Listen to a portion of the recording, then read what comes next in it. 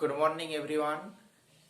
আজকের আলোচনার বিষয় ভেক্টর এবং ভেক্টরের এই প্রথম পর্বে আমরা যে বিষয়গুলো জানবো সেগুলো হচ্ছে স্কেলার ভেক্টর এবং ভেক্টরের জ্যামিতিক প্রকাশ এবং সাধারণ কিছু বিষয় যেমন সমান ভেক্টর, বিপরীত ভেক্টর, তারপরে ওক্ষেত্রে হচ্ছে একক ভেক্টর, ভেক্টরের সংযোজন এবং সংযোজনের জন্য যে সূত্রগুলো প্রয়োগ করা হয়, যেমন ত্রিভুজ সূত্র এবং সামান্তরিক সূত্র সম্পর্কে জানবো।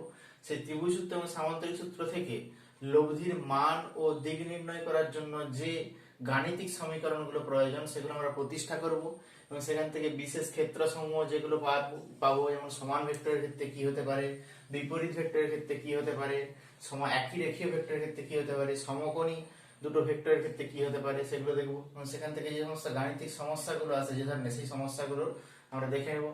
এরপর ভেক্টরের কিছু নিয়ম মেনে চলে, যেমন বিনিময় নিয়ম এবং সংযোগ নিয়ম, সেই নিয়মগুলো দেখব। দুটি ভেক্টরের বিয়োগ, লব্ধি এবং অন্তরের মধ্যে যে সম্পর্ক সেটা আমরা প্রমাণ করব এখানে, এবং বহুভুজ সূত্র ব্যাখ্যা করব এবং ভেক্টরের যে উপাংশ বিভাজন এবং তার যে বাস্তব দৃষ্টান্ত সেগুলো আমরা সম্বন্ধে জানবো এবং কিছু গাণিতিক সমস্যার সমাধান করব। So let's start. ভেক্টর পড়ার আগে আমাদের জানা প্রয়োজন রাশি কাকে বলে। রাশি পরিমাপযোগ্য যে কোনো বিষয়, সেটা চালের কণা হতে পারে, কোনো বস্তু কত বেগে দৌড়চ্ছে সেটা হতে পারে, কত সরণ হলো সেটা হতে পারে, আবার কোনো বস্তুর উপর কত বল প্রয়োগ করা হয়েছে সেটা হতে পারে। তাহলে রাশি হচ্ছে সেই সমস্ত পরিমাপযোগ্য বিষয়, সেগুলোকে বলা হচ্ছে রাশি বা ভৌত রাশি। এখন এই রাশি দুটো প্রকার, একটা হচ্ছে স্কেলার রাশি আর একটা ভেক্টর রাশি। এখন স্কেলার এবং ভেক্টর এর মধ্যে সাধারণ পার্থক্য কি?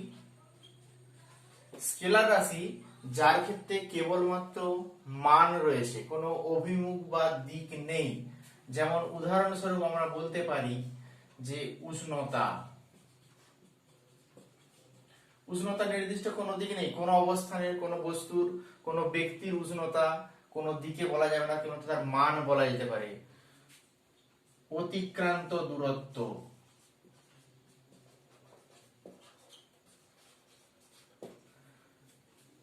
দ্রুতি, এগুলো হচ্ছে স্কেলার রাশি। আর ভেক্টর রাশি হচ্ছে যাদের ক্ষেত্রে মান এবং অভিমুখ দুটোই বর্তমান।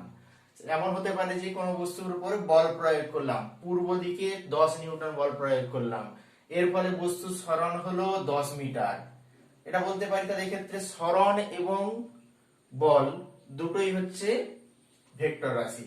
কারণ আমরা এখানে যে ভেক্টর, স্কেলার এবং ভেক্টর পড়ছি, সেই ভেক্টরের জ্যামিতিক প্রকাশ সম্বন্ধে জানবো। ভেবে নিচ্ছি একটা বস্তুর উপরে, এটা হচ্ছে পূর্ব দিক ইস্ট, এটা হচ্ছে নর্থ অর্থাৎ উত্তর দিক, কোন বস্তুর উপর একটা বল প্রযুক্ত হচ্ছে পূর্ব দিকে। এখন তার বল যদি পূর্ব দিকে প্রযুক্ত হয়, তাহলে বস্তুটা যদি এটা হয়, আমরা ধরে নিচ্ছি বলের মান এখানে হচ্ছে এফ পরিমাণ। তাহলে এফ পরিমাণ বল হলে বলের মান এখানে কত? তাহলে বলের মান হচ্ছে আমাদের এখানে এফ। কোন দিকে ক্রিয়াশীল? পূর্ব দিকে ক্রিয়াশীল, পূর্ব দিকে ক্রিয়াশীল। তাহলে জ্যামিতিক ভাবে যদি আমাদের দেখাতে হয়, তাহলে অর্থাৎ আমরা ছক কাগজ ব্যবহার করতে পারি সেখানে। যেখানে ছক কাগজ যদি ব্যবহার করি, আমরা ভেবে নিতে পারি এক একটা ঘরের মান 1 একক করে। এই টোটাল ঘর যতগুলো রয়েছে তার মধ্যে এফ এর মান যদি 5 নিউটন হয়, তাহলে আবার এক একটা ঘরের মান যদি 1 নিউটন হয়, তাহলে 1টা 2টা 3টা 4টা 5টা। অর্থাৎ এখানে প্রযুক্ত বলের দিকটাকে, প্রযুক্ত বলের মানকে আমরা এই দূরত্ব দিয়ে প্রকাশ করতে পারি, যেখানে এই ডিসটেন্স যেটা, সেটাকে বলা হচ্ছে বলের মান, অর্থাৎ 5 নিউটন। এবং বলের দিক কোন দিকে? বলের দিক আমরা বলতে পারি ঠিক পূর্ব দিকে।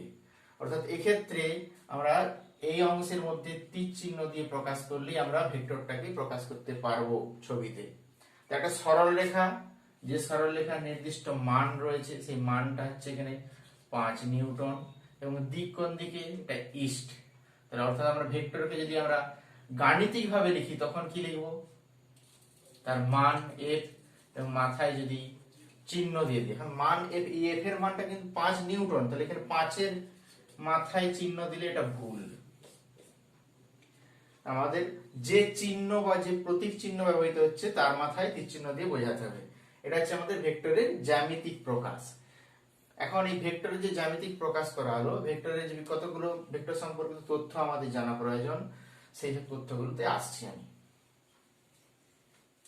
ভেক্টর সম্পর্কে যে বিশেষ তথ্যগুলো আছে তার মধ্যে আমরা বলতে পারি প্রথম ক্ষেত্রে হচ্ছে সমান ভেক্টর।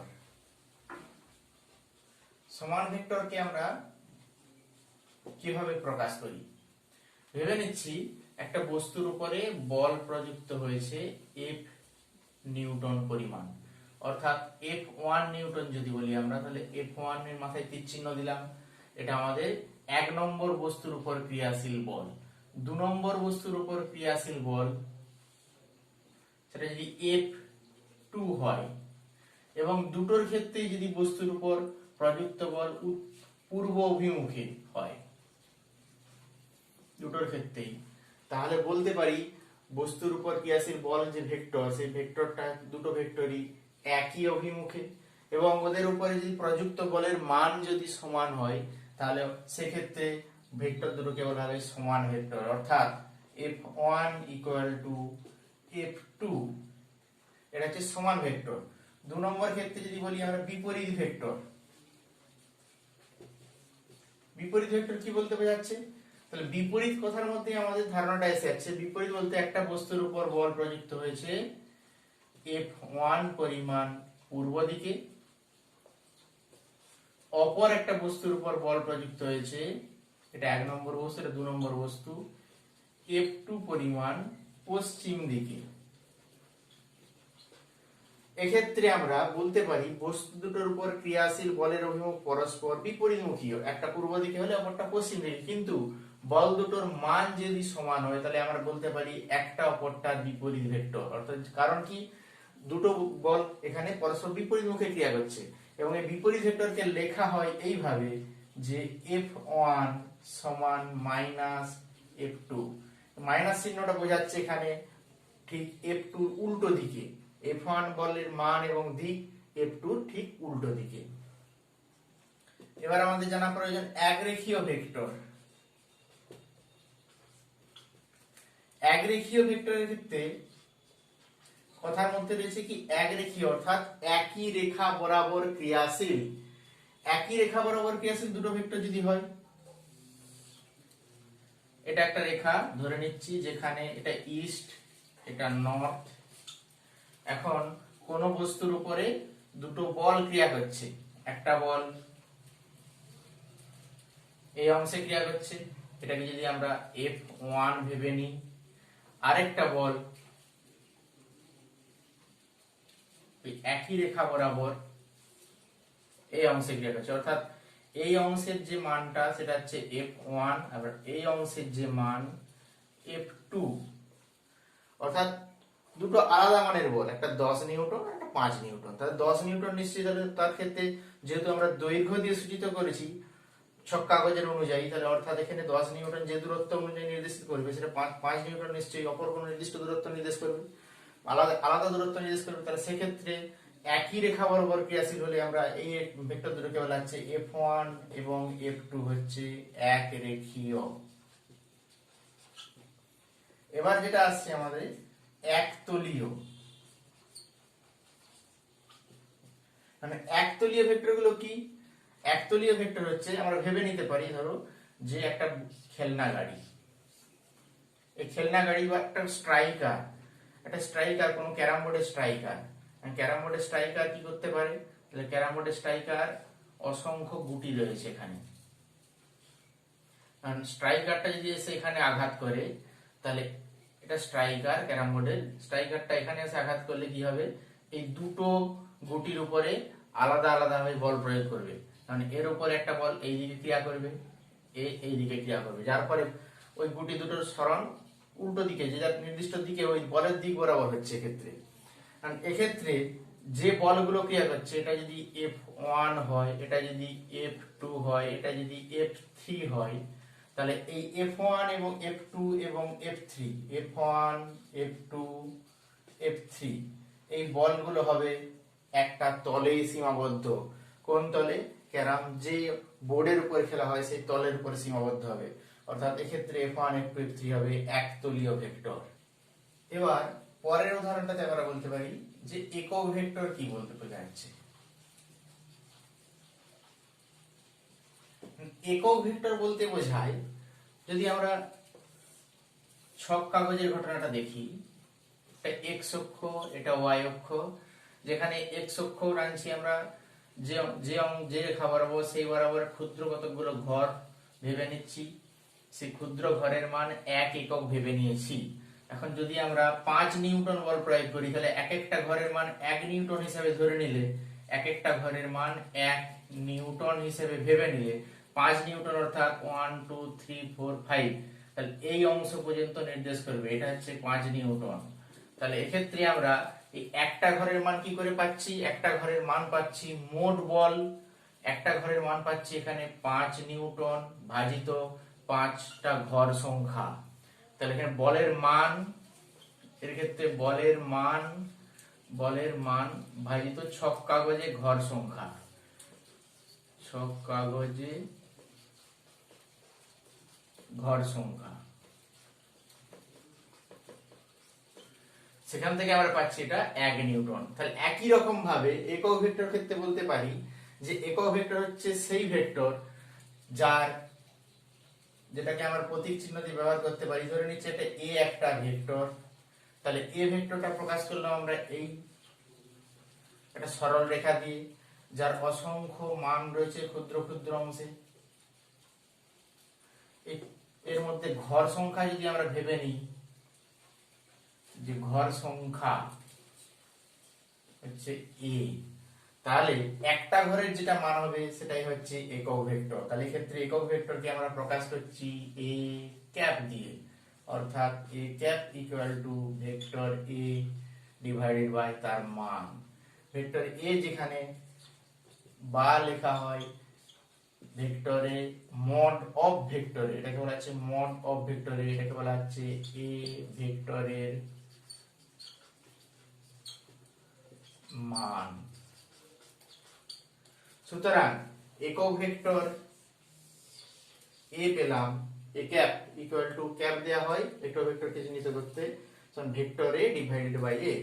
এখান থেকে দেখতে পাচ্ছি তাহলে একটা ঘরের মান কি 1 একক। সুতরাং একক ভেক্টরের মান, তাহলে একক ভেক্টরের যদি মান বলি,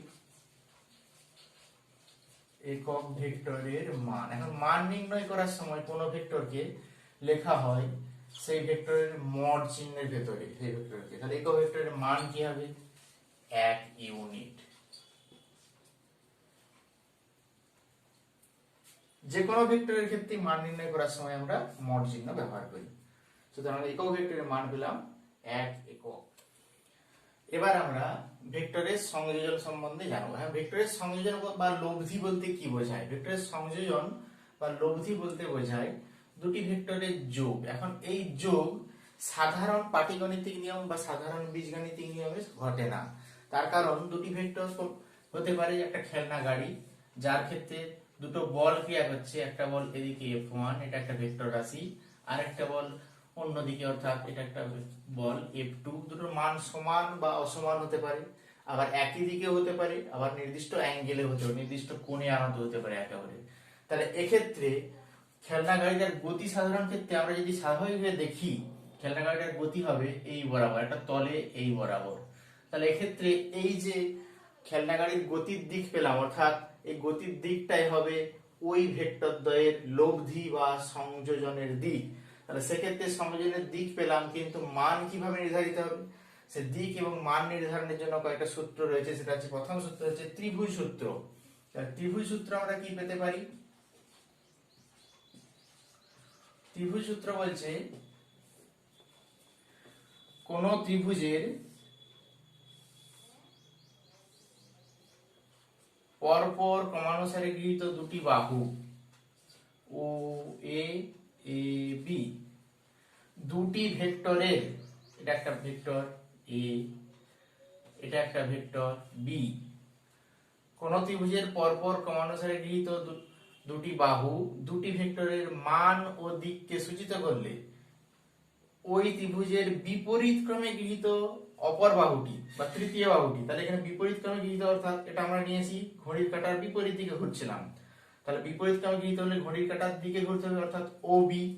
বিপরীত ক্রমে গৃহীত তৃতীয় বাহুটি উক্ত ভেক্টর দ্বয়ের লব্ধির মান এবং দিককে সূচিত করবে। সুতরাং এক্ষেত্রে OA একটা ভেক্টর যার মান A বলতে পারি, তাহলে এখানে যদি আমরা লিখে নিই ভেক্টর OA, এখানে A ভেক্টরের সঙ্গে সমান ভেক্টর AB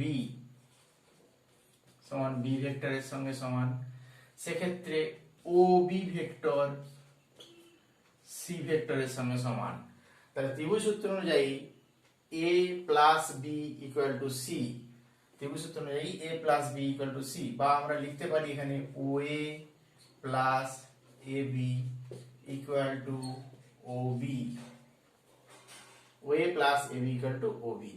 এখন আমরা বিপরীত ভেক্টরের সূত্র অনুযায়ী পেয়েছি, তাহলে মাইনাস সি ভেক্টর সমান আমরা কি বলতে পারি, তাহলে মাইনাস ওবি, অর্থাৎ মাইনাস ওবি হলে কি হবে, বি ও এর উল্টো দিক, ওবি হলো বি ও এর উল্টো দিক, তাহলে বি ও বলতে পারি এটাকে। সুতরাং এটা মাইনাস বি ও, উল্টো দিকে ঘুরিয়ে নিয়ে আসলে পাই আমরা O A plus A B plus BO equal to 0। তাহলে এখান থেকে পেলাম যে পরপর তিনটে যদি আমরা ভেক্টরের সংযোগ করি, কোন ত্রিভুজের তিনটে বাহু পরপর গৃহীত তিনটে ভেক্টরকে সূচিত করলে ও A B, O A B bio, সেক্ষেত্রে ভেক্টর তিনটির যোগফল হবে 0। অর্থাৎ আমরা ত্রিভুজ সূত্র পেয়েছিলাম আগে a plus B equal to C, যেখানে সি হচ্ছে লব্ধি ভেক্টর বা সংযোজনের পরে যেটা পাচ্ছি আমরা সেই লব্ধি ভেক্টর। তাহলে এক্ষেত্রে লব্ধি, তিনটে লব্ধি যদি পরপর ক্রমানুসারে গ্রহণ করি, তিনটে বাহুকে তিনটে ভেক্টর দ্বারা সূচিত করি, তাহলে সেক্ষেত্রে তাদের যোগফল অর্থাৎ লব্ধি হবে 0। এটা একটা অনুসিদ্ধান্ত আমরা বলতে পারি এখান থেকে। এবার আমরা সামান্তরিক সূত্র সম্বন্ধে জানবো। সামান্তরিক সূত্রটা কি ব্যাখ্যা করব, ত্রিভুজ সূত্র থেকেও আমরা সামান্তরিক সূত্র ব্যাখ্যা করব। সামান্তরিক সূত্র বলছে কোন সামান্তরিকের দুটো সন্নিহিত বাহু, এখানে একটা সামান্তরিক ও এ বি সি, একটা সামান্তরিক যার সন্নিহিত বাহু ও এ আর ও সি, সন্নিহিত বাহু দুটো ভেক্টরের মান এবং দিককে সূচিত করলে, তাহলে ওই সন্নিহিত বাহুর মধ্যবর্তী যে কর্ণ অর্থাৎ ও বি, সেটা ওই প্রযুক্ত ভেক্টর দ্বয়ের লব্ধিকে সূচিত করবে। অর্থাৎ প্রযুক্ত ভেক্টর দ্বয়ের লব্ধি যদি আমরা সি ভেক্টর ভেবে নিই, তাহলে সি ভেক্টরকে সূচিত করবে। তাহলে এক্ষেত্রে আমরা ত্রিভুজ সূত্র থেকে যদি দেখি, আমরা ত্রিভুজ সূত্র অনুযায়ী তাহলে এখানে সামান্তরিকের ওসি বাহু এবি বাহুর সঙ্গে সমান্তরাল সামান্তরিক, তাহলে অর্থাৎ এবি বাহুটাও বি ত্রিভুজের বি ভেক্টরকে সূচিত করছে। তাহলে সুতরাং আমরা পেয়েছিলাম এখানে যে ও এ ত্রিভুজ সূত্র অনুযায়ী plus A B equal to O B. তাহলে এক্ষেত্রে পেলাম কি, এক্ষেত্রে পেলাম যে O A plus O C equal to O B. এখন ও সি আর এ বি একই ভেক্টর, কারণ এক্ষেত্রে ও সি এবং এ বি পরস্পর সমান্তরাল এবং একই দৈর্ঘ্যের, অর্থাৎ সামান্তরিক সূত্র এবং ত্রিভুজ সূত্র দুটোই একই। তাহলে সামান্তরিক সূত্রটা একবার যদি আমরা রিমাইন্ড করে নিই, পাবো কি যে কোন সামান্তরিকের দুটো সন্নিহিত বাহু দুটি ভেক্টরের মান এবং দিককে সূচিত করলে ওই সন্নিহিত বাহুদের মধ্যবর্তী কর্ণ ওই ভেক্টর দ্বয়ের লব্ধিকে মানে এবং দিকে সূচিত করবে। কারণ এই সামান্তরিক সূত্র থেকে বা ত্রিভুজ সূত্র থেকে আমরা সি এর মান এবং দিক নির্ধারণ করতে চাই। এবার আমরা সামান্তরিক সূত্র থেকে লব্ধির মান এবং দিক নির্ণয় করব, তার নির্ণয়ের যে ফর্মুলা সেটা প্রতিষ্ঠা করব। কারণ এক্ষেত্রে দিক নির্ণয়ের ফর্মুলা অর্থাৎ আর এর মান নির্ণয়ের ফর্মুলা, আর এর মান আমরা জানি আর ধরে নিই যদি ওবি, তাহলে ওবি ইকুয়াল টু আর সমান কত সেটা নির্ধারণ করতে হবে, যেখানে পি এবং কিউ এবং থিটার টার্মে। আর কি নির্ণয় করতে হবে আমাদের, এখানে আলফা, অর্থাৎ ও এ ভেক্টরের সঙ্গে একটা ভেক্টরের সঙ্গে লব্ধিটা কত কোণ ধারণ করেছে সে আলফাটা নির্ণয় করতে হবে। আলফার মানটা কত, এখানে আলফার মান হচ্ছে বি ও এ সমান আলফা নির্ধারণ করতে হবে। এটা নির্ধারণ করার জন্য আমরা কি করেছি, ও এ কে ডি পর্যন্ত বাড়িয়েছি এবং বিডি লম্ব অঙ্কন করেছি। কারণ এক্ষেত্রে আমরা দেখতে পাচ্ছি ত্রিভুজ ও ডি বি এটা হচ্ছে সমকোণী, এটা হচ্ছে সমকোণী। ও ডিবি ত্রিভুজ হচ্ছে সমকোণী। যেহেতু সমকোণী ত্রিভুজ, তাহলে যেখানে ওবি হচ্ছে অতিভুজ, তাহলে আমরা বলতে পারি ওবি স্কয়ার সমান ওডি স্কয়ার প্লাস ডিবি স্কয়ার। আমাদের এক্ষেত্রে ওবি স্কয়ার বের করতে গেলে ওডি এবং ডিবি জানা দরকার। তাহলে ওডি কত আর ডিবি কত সেটা আমরা আলাদা করে দেখে নেব। মানে এক্ষেত্রে ওডি সমান আমরা বলতে পারি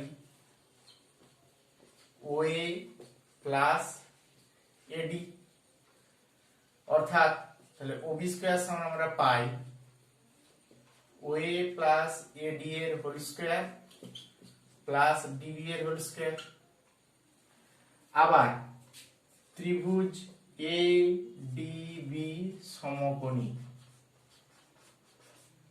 তাহলে ত্রিভুজ এ ডিবি সমকোণী ত্রিভুজ। সমকোণী ত্রিভুজের ক্ষেত্রে cos থিটা সমান আমরা পাই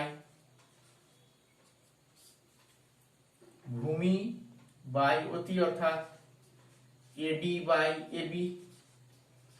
তাহলে সেখান থেকে আমরা এডি পেতে পারি এবি cos থিটা।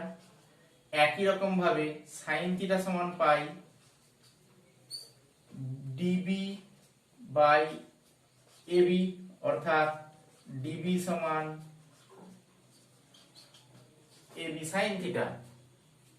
এই মানগুলো যদি আমরা পুট করে দিই, এডি এবং ডিবি এর মান এখানে পুট করে দিই, আমরা পাই তাহলে ও এ সমান, ও এর মানটা কার সঙ্গে সমান, ও এর মান পি ভেক্টরের মানের সঙ্গে সমান, এবং এ বি এর মান যেখানে ওসি অর্থাৎ কিউ ভেক্টরের মানের সঙ্গে সমান, অর্থাৎ ও এর মান আমরা পুট করলাম এখানে পি প্লাস এডি অর্থাৎ এবি cos থিটা, এবি অর্থাৎ এটাও কিউ ভেক্টর।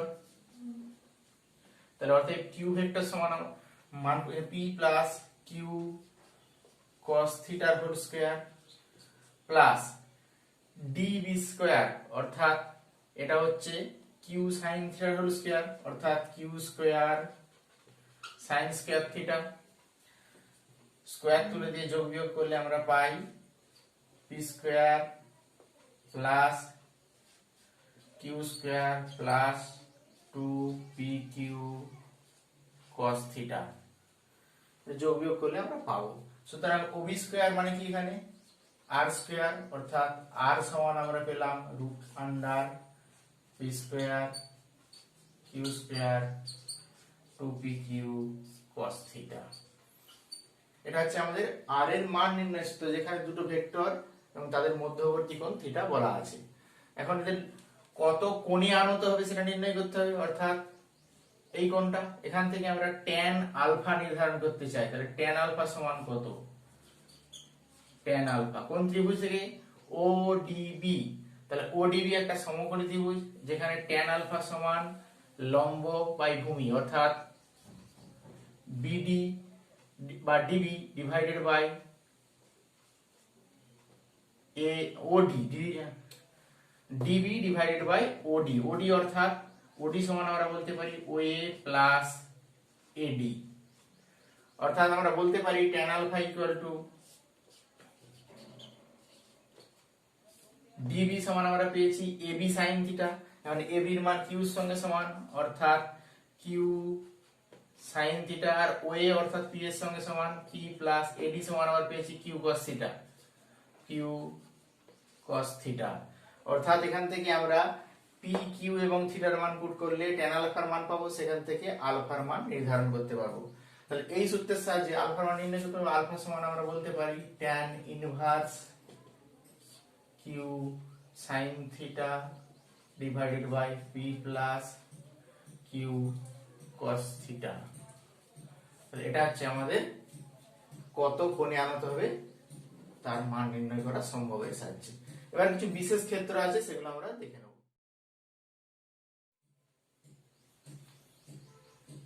বিশেষ ক্ষেত্রগুলোর মধ্যে এখন আমরা পেয়েছি কি, যে সামান্তরিক সূত্র থেকে লব্ধি নির্ণয় আর, অর্থাৎ √p² + q² + 2pq cos θ এবং কত কোণে আনত রয়েছে এক পি ভেক্টরের সঙ্গে লব্ধিটা, সেটা tan alpha equal to Q sine theta by P plus Q cos theta. তাহলে সেক্ষেত্রে আমাদের বলে দেওয়া থাকতে পারে যে 1 নম্বর ক্ষেত্রে ভেক্টর দুটো পরস্পরের সমমুখী এবং সমান সমান সমান নাও হতে পারে, তাহলে অসমান অসমান ও সমমুখী। সমমুখী হলে কি হয়, অর্থাৎ পি এবং কিউ একই দিকে ক্রিয়াশীল, সেক্ষেত্রে আলফা ইকুয়াল টু 0, অর্থাৎ আর আমরা পাবো সেখানে root over of P square plus Q square two P Q cos 0। Cos 0 এর মান কত, কস 0 আলফা না থিটা, থিটাটা 0, অর্থাৎ এখানে দুটো ভেক্টর একই রেখায় ক্রিয়াশীল, পি এবং কিউ প্যারালাল অর্থাৎ সমান্তরাল। তাহলে সেক্ষেত্রে আমরা পাচ্ছি থিটা ইকুয়াল টু 0, যেখানে cos থিটা ইকুয়াল টু 1। সুতরাং আমরা পাই এটা root over of P square plus Q square plus 2pq সমান পি প্লাস কিউ। একই রকম ভাবে সেখানে tan আলফা পাবো আমরা, অর্থাৎ লব্ধিটা কত কোণে আনত আছে, sin 0 এর মান 0, sin 0 degree theta equal to 0 degree 0, অর্থাৎ tan আলফা ইকুয়াল টু 0, অর্থাৎ আলফা ইকুয়াল টু 0, অর্থাৎ লব্ধিটা হবে একই দিকে পি এবং কিউ যেদিকে ক্রিয়াশীল সেই দিকে, এবং এদের মান হবে পি প্লাস কিউ এর সঙ্গে সমান। 2 নম্বর হচ্ছে অসমান বিপরীতমুখী, অসমান ও বিপরীতমুখী। অসমান ও বিপরীতমুখী হলে সেক্ষেত্রে কি হবে, অর্থাৎ পি এবং কিউ প্যারালাল কিন্তু পরস্পর বিপরীতমুখী, সেখানে বিপরীতমুখী হলে থিটার মান হবে 180 ডিগ্রি, মানে একটার এটা যদি পি হয় কিউ উল্টো দিকে অর্থাৎ এই দিকে, তার ক্ষেত্রে আর আমরা পাবো রুট ওভার অফ, তাহলে এখান থেকে cos 180 ডিগ্রির মান আমরা জানি -1 সমান P square plus Q square minus 2pq, অর্থাৎ পি মাইনাস কিউ অথবা কিউ মাইনাস পি বা কিউ মাইনাস পি।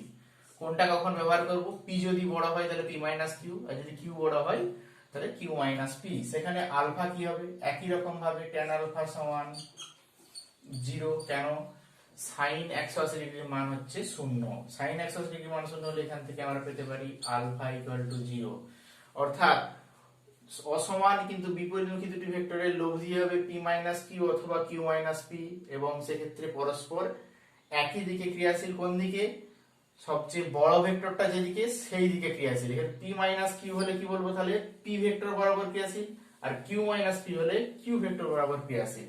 এটা অসমান এবং বিপরীতমুখী, অর্থাৎ আমরা বলতে পারি একই রকম ভাবে 3 নম্বর কেস যদি ঘটনা বলতে পারি যে পরস্পর 90 ডিগ্রি, তাহলে সমকোণে ক্রিয়াশীল।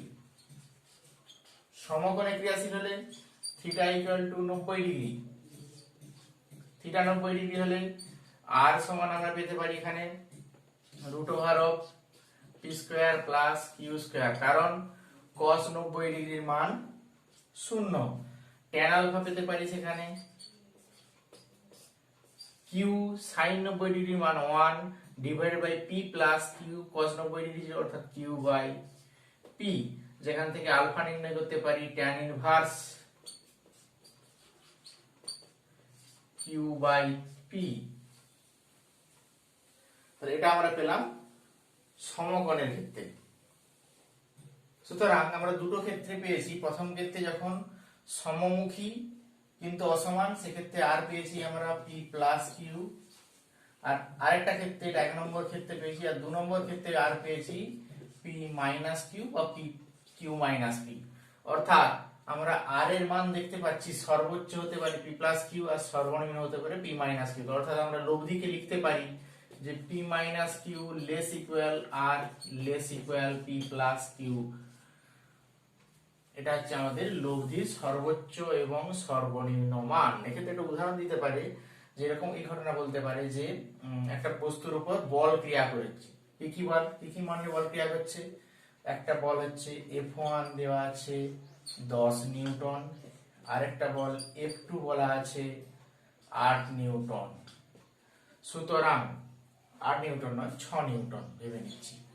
তাহলে এক্ষেত্রে লব্ধিগুলো কোন কোন হতে পারে?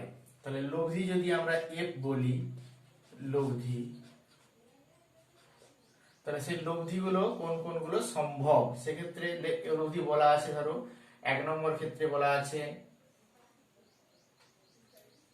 আচ্ছা এদের সর্বোচ্চ সর্বনিম্নটা কত পেতে পারি আমরা? সর্বোচ্চ পেতে পারি এখানে আমরা 4 less equal F less equal 16। আমাদের লব্ধি বলা আছে 2 নিউটন, 8 নিউটন, 10 নিউটন, 18 নিউটন। তাহলে কোন লব্ধিগুলো সম্ভব এক্ষেত্রে বলতে পারি? কোন লব্ধিগুলো সম্ভব? এটা সম্ভব, তার কারণ 4 এবং 16 মধ্যে পড়ছে, সর্বোচ্চ হচ্ছে 16 এবং সর্বনিম্ন 4। 10টাও সম্ভব, কোনটা সম্ভব নয়? 2 নিউটন, 18 নিউটন। তাহলে এখান থেকে আমরা বলতে পারি যে দুটো বল যাদের লব্ধি দেয়া রয়েছে, সেই লব্ধিগুলোর মধ্যে কোনটা সম্ভব এবং কোনটা সম্ভব নয়। আবার আরেকটা ঘটনা আমাদের এখানে, যদি বলগুলো পরস্পর সমান এবং সমমুখী হতো, অর্থাৎ পি ইকুয়াল টু কিউ, সেক্ষেত্রে লব্ধি আর সমান কি পেতাম? 2p। আবার p equal to minus Q, অর্থাৎ সমানমুখী নয় কিন্তু বিপরীতমুখী, সমান কিন্তু বিপরীতমুখী, সেক্ষেত্রে আর পেতাম আমরা 0। অর্থাৎ সমান কিন্তু বিপরীতমুখী যদি হয় কোনো বল, কোনো বস্তুর উপরে সমান এবং বিপরীতমুখী দুটি বল ক্রিয়া করলে বস্তুটার উপরে লব্ধি বল 0 হয়। অর্থাৎ আমরা দেখে নিতে পারি যে একটা বস্তু যার উপরে এদিকে F1 বল, যেটা 5 নিউটন ক্রিয়া করছে, F1 বলের মান হচ্ছে 5 নিউটন, অপর আরেকটা বল F2 যার মানও 5 নিউটন, পরস্পর বিপরীতমুখী ক্রিয়া করছে। এক্ষেত্রে বস্তুর উপর কোনো লব্ধি বল ক্রিয়া করছে না, অর্থাৎ লব্ধি বল 0, অর্থাৎ বস্তুর গতির কোনো পরিবর্তন হবে না। এক্ষেত্রে মোট লব্ধি বল আর কে বলা হচ্ছে অকার্যকর ভেক্টর, এক্ষেত্রে ভেক্টরের ক্ষেত্রে, আর বলের ক্ষেত্রে অকার্যকর ভেক্টর। আর বলের ক্ষেত্রে এখানে লব্ধি যদি আমরা বের করতাম F equal to F1 minus F2, তাহলে সেক্ষেত্রে বলের ক্ষেত্রে যেটা হতো সেটা হচ্ছে অকার্যকর বল, এটা হচ্ছে অকার্যকর বল।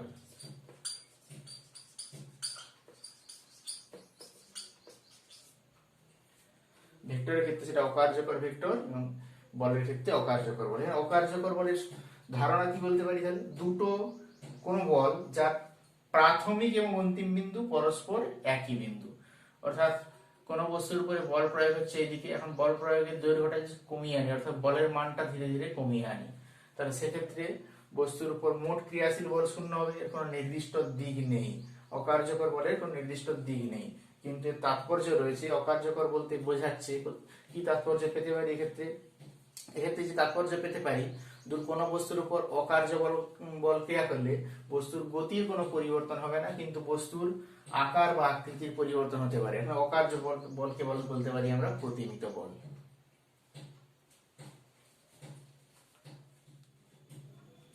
এবার আমরা লব্ধি নির্ণয়ের যে গাণিতিক সমস্যাগুলো আসতে পারে সেগুলো সম্বন্ধে আমরা দেখে নিই। আমরা প্রথমে পেয়েছি কি লব্ধি নির্ণয়ের সূত্র, r equal to root over of p square plus q square plus 2pq cos theta. আর দিক নির্ণয়ের জন্য tan আলফা সমান পেয়েছি আমরা q sin theta by p plus q cos theta. মানে এই সূত্র প্রয়োগ করে আমাদের ক্ষেত্রে p q আর থিটা প্রদত্ত থাকলে r আর আলফা নির্ণয় করতে পারবো। এবার দ্বিতীয় যে সমস্যাটা আছে, কোন ক্ষেত্রে বলা থাকতে পারে যে কোন বলকে p এবং q এর মধ্যে কি করা হলো, ওদের মধ্যবর্তী কোণ বলা আছে p q এবং থিটাটা নির্দিষ্ট, p q বলা আছে, তখন লব্ধি পাচ্ছি আমরা r। পরে কি করা হলো, p কে দ্বিগুণ করা হলো, q কে ফিক্স রাখা হলো, তখন লব্ধি পাচ্ছি আমরা 3r। তাহলে সেক্ষেত্রে থিটা নির্ণয় করতে হতে পারে। অর্থাৎ প্রথম ক্ষেত্রে দুটো বল বলা আছে, তার ক্ষেত্রে যে লব্ধি হবে, দ্বিতীয় ক্ষেত্রে একটা বলকে দ্বিগুণ করলে লব্ধি হয়ে যাচ্ছে 3 গুণ। সেক্ষেত্রে বলদ্বয়ের মধ্যবর্তী কোণ নির্ণয় করতে হতে পারে থিটা ইকুয়াল টু কত। আরেক ধরনের প্রবলেম পেতে পারি আমরা এখানে, যে প্রযুক্ত তিনটে পি এবং কিউ, অর্থাৎ প্রযুক্ত বল বা ভেক্টর গুলো P equal to Q equal to R হলে থিটা নির্ণয় করতে হতে পারে। এটা আমরা দেখে নিই একটু, এর তাৎপর্য রয়েছে। তাহলে আর সমান আমরা লিখতে পারি root over of P equal to Q equal to R. তাহলে অর্থাৎ আর সমান পি, পি সমান P square plus P square plus 2p Q মানে 2p স্কোয়ার cos থিটা। সেখান থেকে আমরা কি পাচ্ছি, তাহলে p square equal to 2p square plus 2p square cos theta, অর্থাৎ 2p স্কোয়ার কমন নিলে 1 প্লাস cos থিটা, অর্থাৎ 1 plus cos theta equal to p square by 2p square, অর্থাৎ আমরা বলতে পারি 1 plus cos theta equal to half, অর্থাৎ cos theta equal to minus half. একটা এদিকে আসলে মাইনাস হাফ। কখন cos theta equal to minus হয়, মাইনাস হাফ হয় যখন থিটা 120 ডিগ্রি। তাহলে থিটা এর মান 120 ডিগ্রির সমান হলে cos থিটা হাফ। তাহলে অর্থাৎ আমরা বলতে পারি বল দুটো কিভাবে ক্রিয়াশীল। এখন এক্ষেত্রে বল দুটো কিভাবে ক্রিয়াশীল আমরা ভাবতে পারি, এটা একটা বল যেখানে পি ভেক্টরকে সূচিত করছে, বা পি একটা ভেক্টর, আরেকটা ভেক্টর যাদের মধ্যবর্তী কোণ 120 ডিগ্রি অর্থাৎ কিউ। সেক্ষেত্রে লব্ধি হবে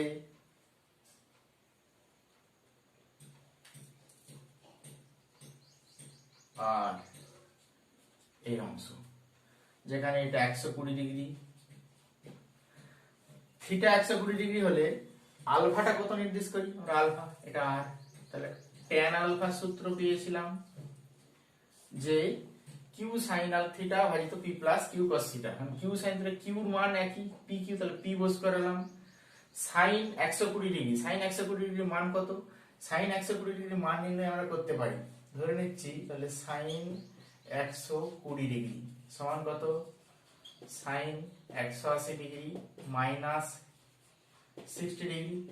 কত নম্বর পাদে এটা, সাইন 180 ডিগ্রি, এখানে আসলাম আবার মাইনাস 60 বাদ গেল, অর্থাৎ এখানে।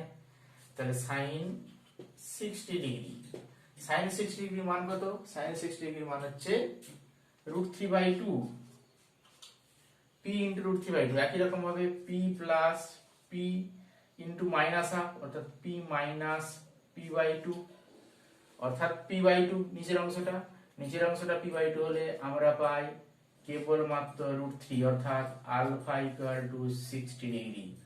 অর্থাৎ আমরা কি পেলাম, এখানে পেলাম পি কিউ এবং আর। তাহলে এটাও কিউ কে নির্দেশ করছে, তাহলে পি কিউ আর একটা সমবাহু ত্রিভুজকে নির্দেশ করছে।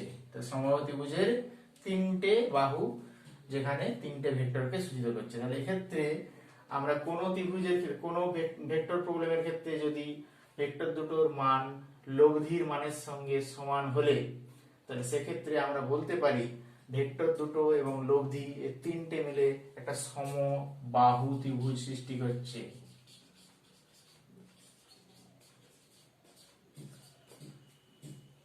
সমবাহু ত্রিভুজ সৃষ্টি করছে। এই ধরনের গাণিতিক সমস্যা আসতে পারে।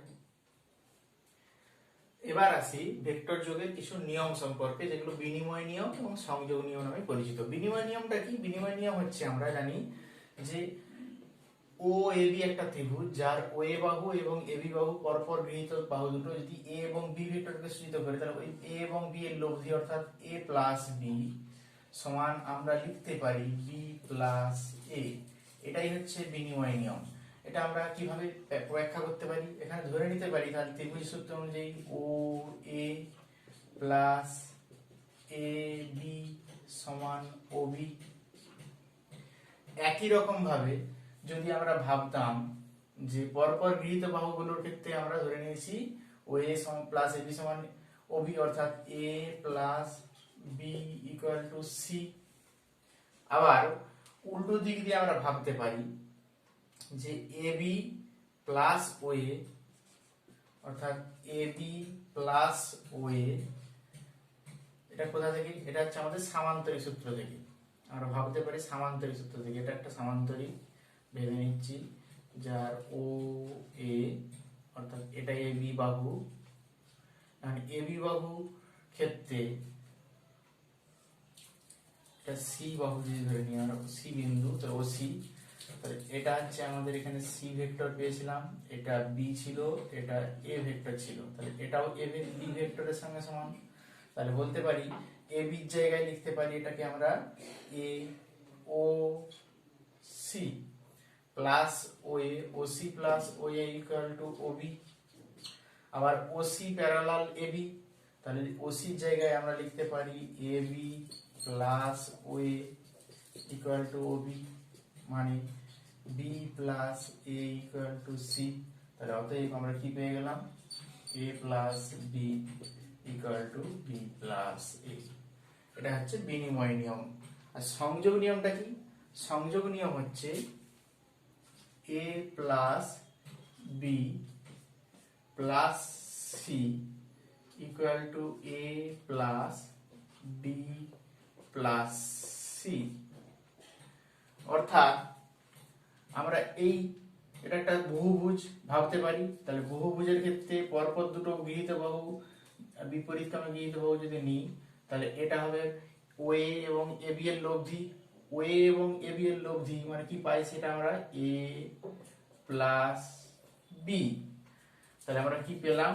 এই ডট ডট অংশটা, অর্থাৎ এটা হচ্ছে এ প্লাস বি ভেক্টর হিসাবে, তার সাথে এটা হচ্ছে সি ভেক্টর, এটা ও, এটা এই বিন্দুটা হচ্ছে আমাদের সি বিন্দু, তাহলে ও সি, অর্থাৎ এটা হচ্ছে ডি ভেক্টর যেটা লিখেছিলাম আমরা, এটা ডি ভেক্টর ও সি।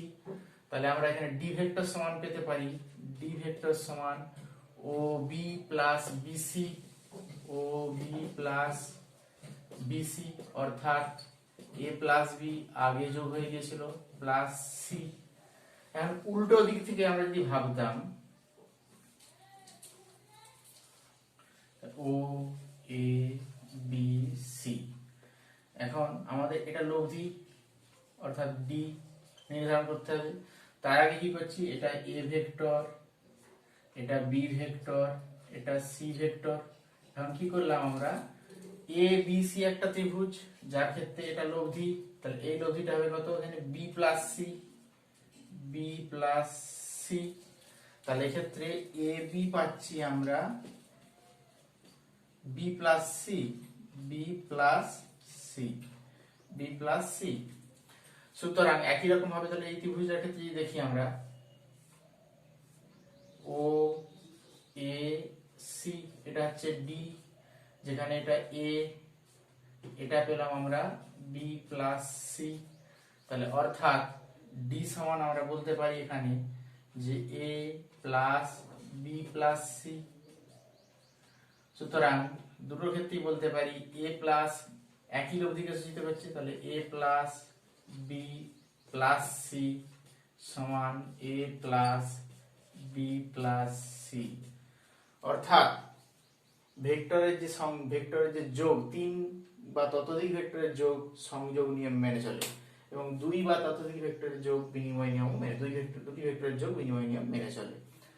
অর্থাৎ ভেক্টর বিনিময় এবং সংযোগ দুটো। এবার আমরা দুটি ভেক্টরের বিয়োগ সম্পর্কে জানবো। এখন দুটো ভেক্টর ও এ এবং এ বি, যাদের সূচিত করছে এ ভেক্টর এবং বি ভেক্টর, এদের যদি আমরা বিয়োগ করি অর্থাৎ এ মাইনাস বি করতে চাই, এ মাইনাস বি, এটাকে আমরা লিখতে পারি A plus of minus B, A plus of minus B. অর্থাৎ আমরা বলতে পারি মাইনাস বিটা কি? মাইনাস বি হচ্ছে বি এর বিপরীত ভেক্টর, অর্থাৎ আমরা বলতে পারি এ ভেক্টরের সঙ্গে বি এর বিপরীত ভেক্টরের লব্ধি বা সংযোগ হয়েছে।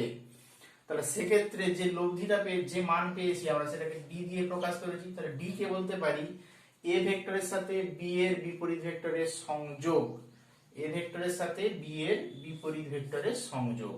এক্ষেত্রে সি ভেক্টরটা কি? তাহলে সি ভেক্টর সমান এ প্লাস বি, অর্থাৎ দুটো ভেক্টর এ এবং বি এর সংযোগ বা লব্ধি। তাহলে লব্ধি এবং অন্তর, এটাকে যদি আমরা অন্তর দিয়ে বলি, অন্তর দুটো ভেক্টরের বিয়োগফল, আর এটাকে বলি যদি লব্ধি। লব্ধি এবং অন্তরের মধ্যে সম্পর্ক আমরা নির্ধারণ করতে চাই। প্রথম ক্ষেত্রে যে সম্পর্ক পাচ্ছি আমরা এখানে, সাধারণ ক্ষেত্রে যদি এটা থিটা হয় তাহলে এটা পাচ্ছি আমরা এখানে পাই মাইনাস থিটা, অর্থাৎ 180 ডিগ্রি মাইনাস থিটা। প্রথম ক্ষেত্রে আমরা নির্ণয় করতে পারি যে ডি এর সি এর মান তো আমরা জানি সামান্তরিক সূত্র থেকে পেয়েছি a square plus b square plus 2ab cos theta. কিন্তু ডি এর মান কি করে পাবো? ডি এর মান পাবো রুট ওভার অফ দুটো ভেক্টর ওএ এবং ওএ ভেক্টরের মান a স্কয়ার, ওই ভেক্টরের মান b, এর মাইনাস বিটা হচ্ছে তার দিক নির্দেশ করছে b স্কয়ার প্লাস 2ab, ওদের মধ্যবর্তী কোণ কত? 180 ডিগ্রি মাইনাস থিটা, অর্থাৎ cos পাই মাইনাস থিটা। cos পাই মাইনাস থিটা মানে অর্থাৎ আমরা বলতে পারি মাইনাস cos থিটা। সুতরাং a square plus b square minus 2ab cos theta. সুতরাং আমরা বলতে পারি দুটো ভেক্টর তাদের মধ্যবর্তী কোণ যদি থিটা হয় তাহলে ওদের যে লব্ধি যেটা হবে তার ক্ষেত্রে অন্তরের মান হবে a square plus 2ab minus 2ab cos theta. যেখানে লব্ধি হচ্ছে প্লাস 2ab cos থিটা আর এখানে মাইনাস 2ab cos থিটা পেলাম। তাহলে একই রকম ভাবে a ভেক্টরের সঙ্গে যদি সি ভেক্টরের লব্ধি মানে যে লব্ধি সি সেটা যদি আলফা 1 কোণ উৎপন্ন করে এবং এটা যদি আলফা 2 কোণ উৎপন্ন করে, সেক্ষেত্রে আলফা 1 এবং আলফা 2 এর মান নির্ণয় করতে হবে। আলফা 1 সমান আমরা পেয়েছিলাম যেখানে tan আলফা 1 নির্ণয় করেছিলাম, tan আলফা 1 সমান b sin theta by a minus b a plus b cos theta. একই রকম ভাবে তাহলে tan আলফা 2 সমান হবে, এক্ষেত্রে থিটার মান কত? পাই মাইনাস থিটা, অর্থাৎ 180 ডিগ্রি মাইনাস থিটা মানে b sin 180 degree minus theta মানে sin theta by a minus cos 180 degree minus theta মানে মাইনাস cos থিটা, অর্থাৎ tan আলফা 1 সমান b sin theta by a plus b cos theta এবং tan alpha 2 সমান b sin theta by a minus b cos theta. আর এর বিশেষ ক্ষেত্র যদি আমাদের এখানে থিটার মানটা 90 ডিগ্রি হতো তাহলে theta equal to pi by 2, theta equal to pi by 2 90 degree, তাহলে সেক্ষেত্রে আমরা কি পেতাম? c সমান d। কেন? cos 90 ডিগ্রি মান 0, এখানে cos 90 ডিগ্রি মান 0, অর্থাৎ root over of a square plus b square, a square plus b square. কিন্তু আলফা 1 আলফা 2 কি পেতাম এখানে? তাহলে tan আলফা 1 সমান আমরা কত পেতাম? tan আলফা 1 সমান sin 90 ডিগ্রি মান 1 এবং cos 90 ডিগ্রি 0, অর্থাৎ b বাই a, এবং tan আলফা 2 সমান কত পেতাম? এটাও b বাই a। তাই আলফা 1 এবং আলফা 2 মান হিসেবে একই পেতাম, আলফা 1 ইকুয়াল টু আলফা 2। তাই আলফা 1 এবং আলফা 2 সমান, কিন্তু পরস্পর ঘড়ির কাঁটা, এটা আলফা 1 মাপছি আমরা ঘড়ির কাঁটা বিপরীত দিকে, আর এই আলফা 2 মাপছি এখানে ঘড়ির কাঁটার দিকে। কোন মাপার যে নিয়ম সেই নিয়ম অনুযায়ী আমরা দেখি কিভাবে বৃত্তচাপ অঙ্কন করি। তো তাহলে ঘড়ির কাঁটার দিকে এটা হচ্ছে আলফা 1, আর এর ক্ষেত্রে কি পেলাম?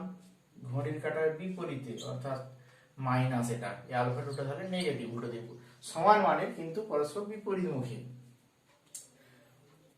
এবার আমরা আসি যে দুটো ভেক্টরের মান সমান, অর্থাৎ mod a equal to mod b, এবং ওদের মধ্যবর্তী কোণ থিটা হচ্ছে যেখানে 90 ডিগ্রি, অর্থাৎ এটা থিটা, থিটা যেখানে 90 ডিগ্রি।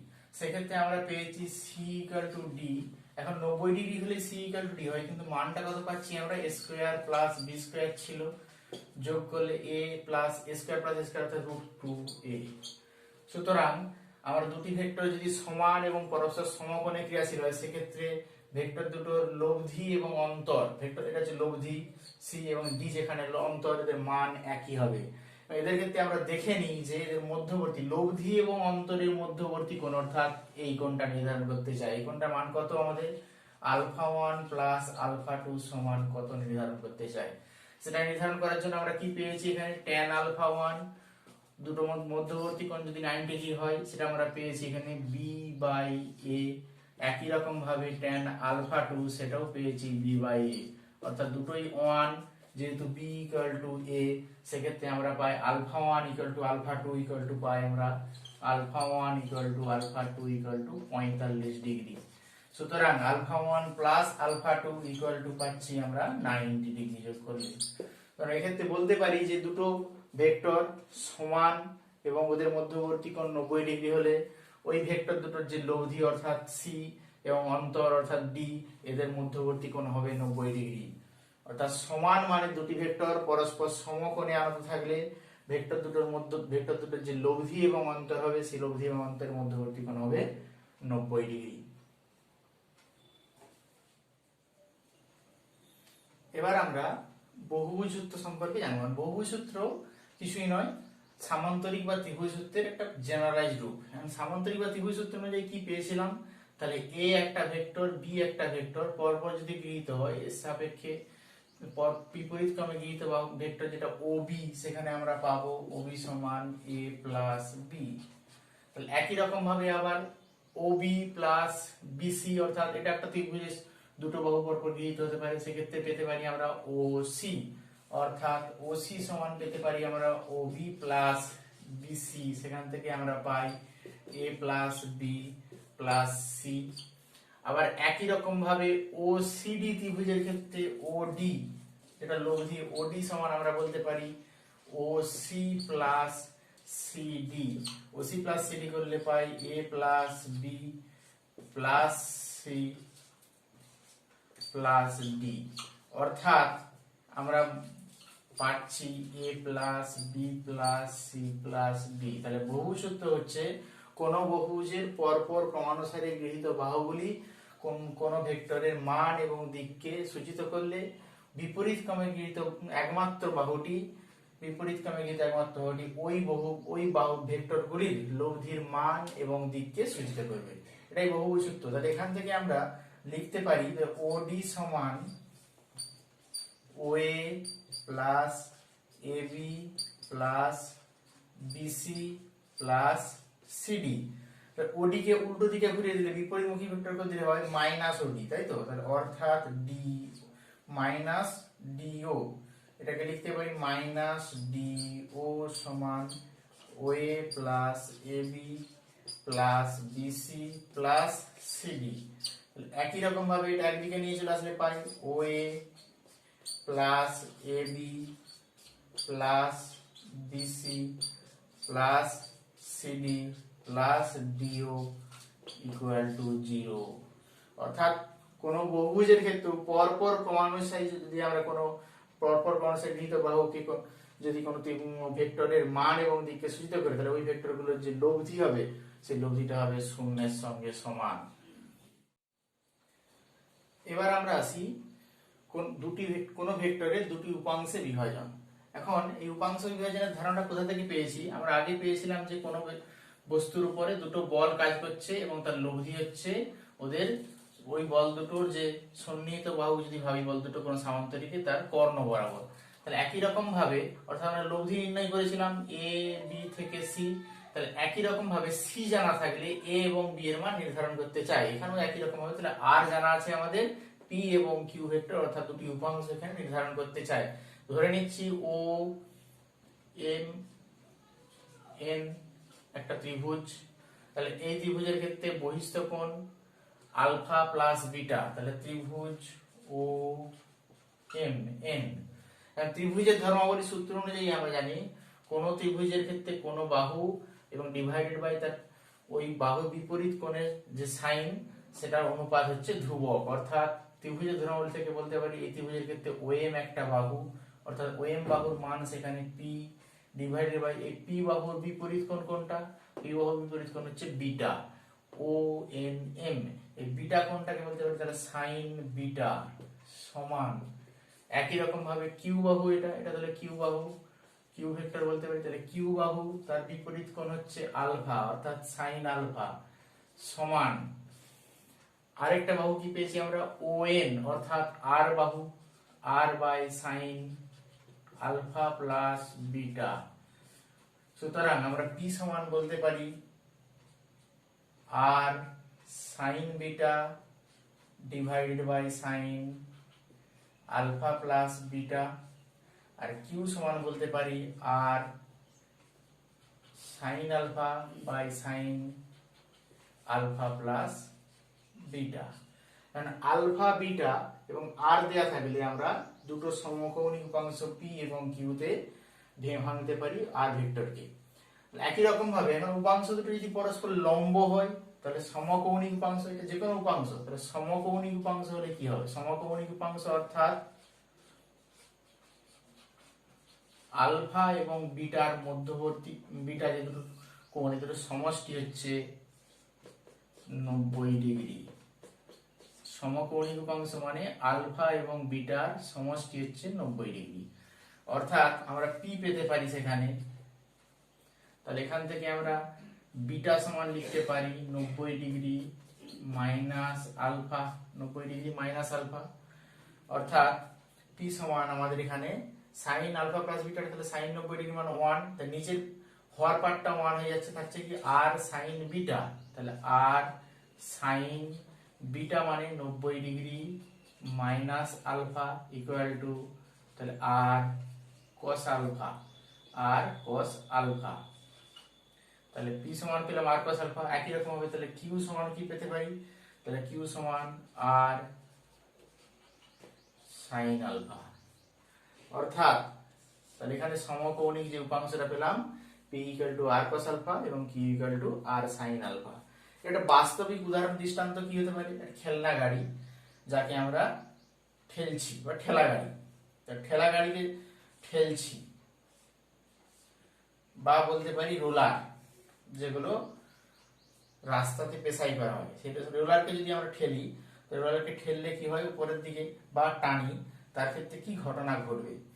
এখন টানার ক্ষেত্রে কি হচ্ছে, রোলারকে যদি টানি আমরা এই বরাবর বল প্রয়োগ করেছি আর, তাহলে আর এর দুটো উপাংশ পাবো, এই বরাবর এটা যদি আমাদের আলফা হয়, এই বরাবর উপাংশ অর্থাৎ পি যেটা পেয়েছি আর cos আলফা, লম্ব বরাবর উপাংশ আর সাইন আলফা। এখন এই রোলারের ক্ষেত্রে ওজন রোলারের নিচের দিকে কাজ করে, ডব্লিউ সমান mg, আর রোলারের ক্ষেত্রে ঘর্ষণ বল এটা হচ্ছে ফ্রিকশনাল ফোর্স F, সেটা আর cos আলফার বিপরীত দিকে ক্রিয়া করছে। এখন এই আর সাইন আলফা উপাংশটা তার ওজনকে প্রতিনিধিত্ব করছে, তাই রোলারটা ভেতরের দিকে ঢুকে যাচ্ছে না নিচের দিকে, আর আর cos আলফাটা তার প্রযুক্ত ঘর্ষণ বলের বিরুদ্ধে কার্য করছে, যার ফলে ওটা এগিয়ে যাচ্ছে। সুতরাং এখানে উপাংশ বিভাজনের ফলে আমরা ওর বলগুলোর সাম্যাবস্থা বিবেচনা করতে পারছি এখানে। এছাড়া যে প্রবলেম বা সমস্যাগুলো আছে সেগুলো দেখছি পরের অংশে। উপাংশ বিভাজন সম্পর্কিত যে সমস্যা আছে তার মধ্যে বলতে পারে যে এই উপাংশ বিভাজনের সাহায্যে ভেক্টরের সংযোগ বা লব্ধি নির্ণয় করো। সেক্ষেত্রে বলে দেওয়া আছে ধরো তিনটে ভেক্টর, এখানে একটা পি, একটা 2p আর একটা 3p, এরা পরস্পরের সঙ্গে নির্দিষ্ট কোণে আনত। এখন পি ভেক্টর ধরে নিচ্ছি x অক্ষ বরাবর ক্রিয়াশীল, যেখানে p এর সঙ্গে 2p অর্থাৎ θ1 কোণটা 60 ডিগ্রি বলা থাকতে পারে, আবার p এর সঙ্গে 3p অর্থাৎ θ2 কোণ 120 ডিগ্রি কোণে আনত।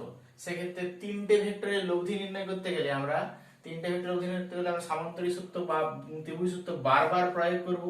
বারবার প্রয়োগ করলে অনেক বড় সমাধান বা অনেক বড় ক্যালকুলেশন আসবে। সেক্ষেত্রে প্রথম ক্ষেত্রে পাচ্ছি আমরা এই লব্ধি, এটা একটা লব্ধি, এটা r1 ভেবে নিই। দ্বিতীয় ক্ষেত্রে r1 এর সঙ্গে 3p ভেক্টরের যে লব্ধি, অর্থাৎ এটাকে যদি সংযোগ করে আবার একটা সামান্তরিক অঙ্কন করতে হবে আমাদের, সেই সামান্তরিকের যেটা লব্ধি হবে এটা, অর্থাৎ এটা হবে r2, এটা হচ্ছে ফাইনাল লব্ধি। যেটা এভাবে তো নির্ণয় করতে গেলে অনেক বড় হয়ে যাবে, কারণ সামান্তরিক উপাংশ বিভাজন করলে খুব ছোট হয়ে যাবে। এখন কি করতে পারি, প্রতি ক্ষেত্রেই আমরা ওর x এবং y উপাংশ অর্থাৎ সমকৌণিক উপাংশ ভেঙে দিলাম। তাহলে আমাদের x উপাংশ ভেঙে নিচ্ছি, x উপাংশ কি কি আর y উপাংশগুলো লিখে নিলাম। p এর x উপাংশ যেহেতু x অক্ষ বরাবর ক্রিয়া করছে তাহলে p আছে, y উপাংশ নেই। 2p এর x উপাংশ কি হবে? 2p cos θ1, আমরা সূত্র পেয়েছি আর p সমান r cos আলফা, q সমান r sin আলফা, যেখানে এটা হচ্ছে p, এটা হচ্ছে q, এটা হচ্ছে r, যেখানে r এর সঙ্গে p এর কোণ হচ্ছে আলফা, r এর কোণের সঙ্গে p এর কোণ আলফা, তাহলে এখানে 2p cos 60 ডিগ্রি, অর্থাৎ আমরা বলতে পারি এর ক্ষেত্রে cos 60 ডিগ্রি মান হচ্ছে হাফ, অর্থাৎ p আর এটা হচ্ছে 2p sin 60 ডিগ্রি অর্থাৎ 2p ইন্টু √3/2 অর্থাৎ √3p। একই রকম ভাবে 3p এর ক্ষেত্রে তাহলে 3p cos 120 ডিগ্রি সমান আমাদের cos 120 ডিগ্রি মানে মাইনাস হাফ অর্থাৎ মাইনাস 3p/2 আর এটা হচ্ছে 3p sin 120 ডিগ্রি অর্থাৎ sin 120 ডিগ্রি মানে হচ্ছে sin 60 ডিগ্রি মানের সঙ্গে সমান মানে 3√3/2 ইন্টু p। তাহলে এভাবে আমরা মোট x উপাংশ পেয়ে গেলাম অর্থাৎ সমস্ত বলগুলোর একটা হচ্ছে x অক্ষ বরাবর পেয়ে গেলাম আর একটা y অক্ষ বরাবর পেয়ে গেলাম। এবার লব্ধি নির্ণয় আমাদের সহজ, তার কারণ এটার লব্ধিটা হবে অতিভুজ।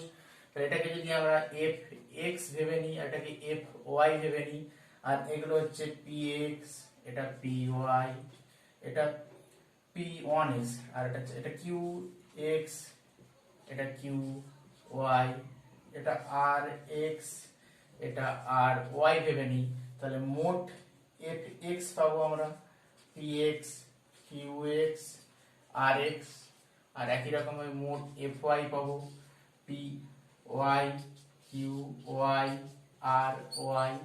তাহলে এদের মধ্যে যে লব্ধি f সমান √fx² প্লাস fy² দিয়ে পেতে পারি। একই রকম ভাবে tan আলফা নির্ণয় করার সময় আমরা পেতে পারি কি লম্ব বাই ভূমি অর্থাৎ এটা যদি আমরা লব্ধিটা x অক্ষের সঙ্গে আলফা কোণ করি তাহলে সেখানে tan আলফা অর্থাৎ আমরা লিখতে পারি tan আলফা সমান লব্ধিটা যদি x অক্ষের সঙ্গে আলফা কোণ করি tan আলফা সমান fy/fx। সেখান থেকে আমরা আলফাও নির্ণয় করতে পারি। এই ধরনের গাণিতিক সমস্যা আসতে পারে। আজ এ পর্যন্তই। Thank you.